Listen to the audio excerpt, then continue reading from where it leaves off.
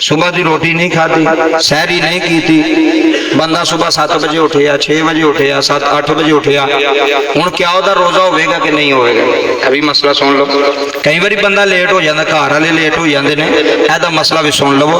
अगर बंदे ने सहरी नहीं की थी, उन्हें रात को नीयत करके सुता सी कि यार मैं सुबह रोजा, बंदे को पता तो होंगे भी मैं रखना कि नहीं रखना, तो कई जिन्हें ना रखना हो रात को कह छड़ते मैनू ना उठाओ, मैं नहीं रोजा रखना है, मैं रोजा नहीं रखना। तो जिन्हें रखना होंगे उन्होंने रात में नीयत कर लेंगे, दिल में इरादा कर लेंगे कि सुबह रोजा रखना, उसकी रात की नीयत सी पक्की, पुख्ता इरादा सी कि मैं सुबह रोजा रखना है, उन्होंने जाग नहीं आई, लेट उठिया, किसी वजह तो भी लेट हो गया, नहीं उठिया, हुण कोई चीज ना खावे, वो नीयत कर ले रोजे की, रोजे विच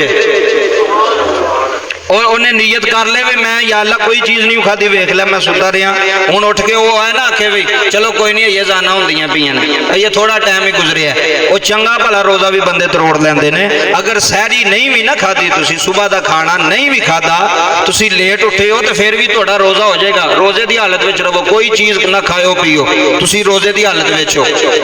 और यह जरूरी समझो कि सुबह की सहरी के बारे नबी पाक ने बड़ी तकीद फरमाई है।